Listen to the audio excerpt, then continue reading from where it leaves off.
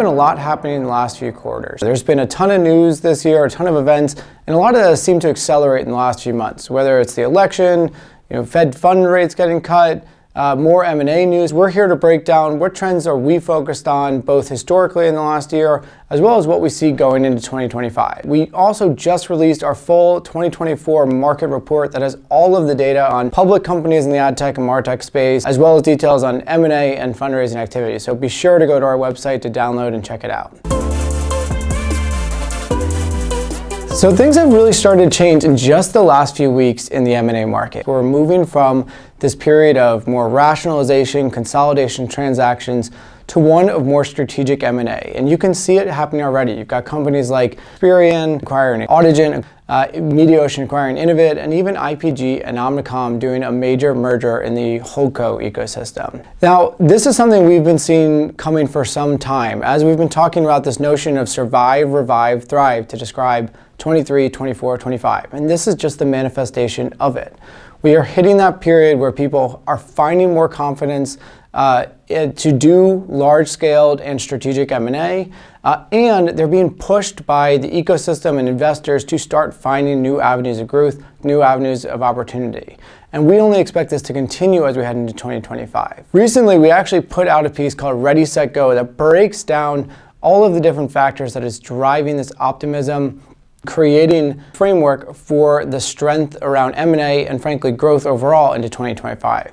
They include trends around the macro ecosystem, the industry cleanup, industry green shoots, the government, AI, and deal velocity. Because one thing that is often true, and we saw this very much in 2021, though we don't expect to get fully back to that place, is that when deals start going, there becomes a momentum that builds upon itself as people need to make sure they've got their avenue to move forward as well. And that is starting to pick up already. The amount of chatter in this ecosystem is at a very, very high level. And speaking of things with a lot of momentum, the other huge story in this space over the last quarter has been AppLovin.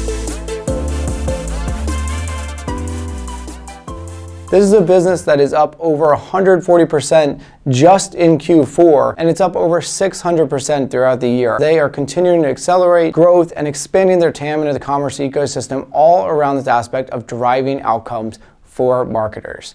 Now, there has been a ton of commentary about this and why they're doing so well. Our simple breakdown is that what they have done incredibly well is have very strong supply and data access via their SDK footprint, but more importantly are adding to that very strong machine learning and AI capabilities. This is becoming incredibly important in the advertising ecosystem, especially on anything tied to performance. It's no longer about mass access and footprint of data, but instead being able to find those kernels of very strong signal that then can be modeled on top of. This is exactly what redrove the growth of Meta when they launched Advantage Plus, and you can see with AppLovin that it all really happened as they launched their Axon 2.0 modeling last year. Since then, each quarter's gotten stronger and stronger, and now they're being able to take that and expand the TAM of where they sit, making AppLovin become not just a name known in the mobile app gaming space, but one that is known by marketers all across the ecosystem.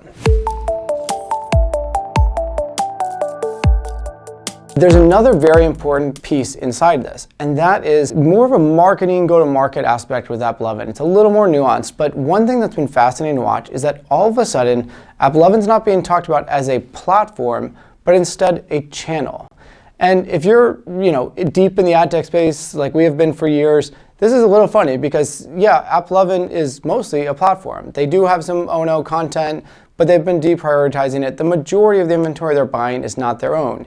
And yet they're being considered like Meta. And this is very interesting branding because it starts to compound on itself. They are now considered for a lot of these marketers as the destination. You don't have to make a decision about mobile app and then find your partner that you're going to go work with, which would put AppLovin up against many other competitors. Instead, they're being viewed based just on their outcomes alongside Meta, Google, and other major channels. This also has a potential momentum driver based on how people are talking about it. Start to get top-down pressure where CEOs and C-suite says, what's our AppLovin strategy, not our mobile app strategy? And that has a lot of power, especially when you're driving a market that is going to be a product-led growth type initiative. Clearly, we're starting to see that momentum, and that tied with the machine learning is what gets us so excited about what AppLovin's doing.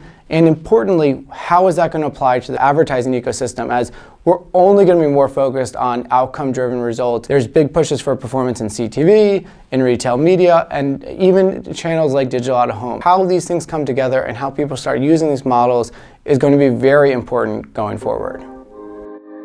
Clearly, there is a lot going on in the space. One of the most exciting but challenging parts of ad tech and MarTech is that it is constantly evolving. So we'll be back in one more quarter with 3 more months of clarity to update you on our current views of trends at that time.